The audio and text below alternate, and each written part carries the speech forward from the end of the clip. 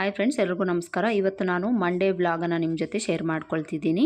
ಈ ಮಿನಿ ವ್ಲಾಗಲ್ಲಿ ನಾನು ಸ್ಲೀವ್ಸ್ ಕಟಿಂಗ್ ಟಿಪ್ಪನ್ನು ಹೇಳ್ಕೊಡ್ತಾ ಇದ್ದೀನಿ. ಈ ಸ್ಲೀವ್ಸಲ್ಲಿ ನಮಗೆ ಕಸ್ಟಮರ್ ಏನಾದರೂ ಸ್ಲೀವ್ ಲೆಂತ್ ಜಾಸ್ತಿ ಮಾಡೋಕ್ಕೆ ಹೇಳಿದರೆ ಯಾವ ಮೆಥಡಲ್ಲಿ ನಾವು ಸ್ಲೀವ್ಸನ್ನು ಕಟ್ ಮಾಡ್ಕೊಳ್ಬೇಕು ಅಂತ ಹೇಳ್ಕೊಡ್ತೀನಿ. ಮೊದಲು ನಿಮಗೆ ಕಸ್ಟಮರ್ ಏನಾದರೂ ಅಳತೆ ಬ್ಲೌಸ್ ಕೊಟ್ಟಿದ್ರೆ ಅದರಲ್ಲಿ ಸ್ಲೀವ್ ಲೆಂತ್ ಎಷ್ಟಿದೆ ಅಂತ ನೋಡ್ಕೊಳ್ಳಿ.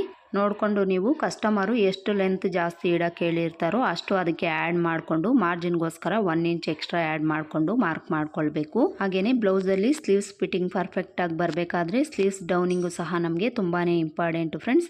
ಇದನ್ನು ನಾವು ಸ್ಲೀವ್ ಲೆಂತ್ ಬೇಸ್ ಮೇಲೆ ಮಾರ್ಕ್ ಮಾಡ್ಕೊಳ್ಬೇಕು. ಹಾಗೆಯೇ ಚೆಸ್ಟ್ ಲೂಸ್ ಬೇಸ್ ಮೇಲೆ ಮಾರ್ಕ್ ಮಾಡ್ಕೊಳ್ಬೇಕು. ಇಲ್ಲಿ ಈ ಬ್ಲೌಸ್ಗೆ ಸ್ಲೀವ್ ಲೆಂತ್ 9.5 ಇಂಚು, ಅಳತೆ ಬ್ಲೌಸಲ್ಲಿ 7.5 ಇಂಚ್ ಇತ್ತು. ಇದಕ್ಕೆ ನಾನು 2 ಇಂಚನ್ನು ಎಕ್ಸ್ಟ್ರಾ ಆ್ಯಡ್ ಮಾಡ್ಕೊಂಡಿದ್ದೀನಿ. ಕಸ್ಟಮರು 2 ಇಂಚು ಎಕ್ಸ್ಟ್ರಾ ಇಡೋಕ್ಕೆ ಹೇಳಿದರು, ಅದಕ್ಕೋಸ್ಕರ 2 ಇಂಚ್ ಆ್ಯಡ್ ಮಾಡ್ಕೊಂಡಿದ್ದೀನಿ. ಇದರ ಚೆಸ್ಟ್ ಲೂಸ್ ಬಂದು 34 ಇಂಚು. ಇದಕ್ಕೆ ಸ್ಲೀವ್ಸ್ ಡೌನಿಂಗನ್ನು ನಾನು 3.25 ಇಂಚ್ ತಗೊಂಡಿದ್ದೀನಿ.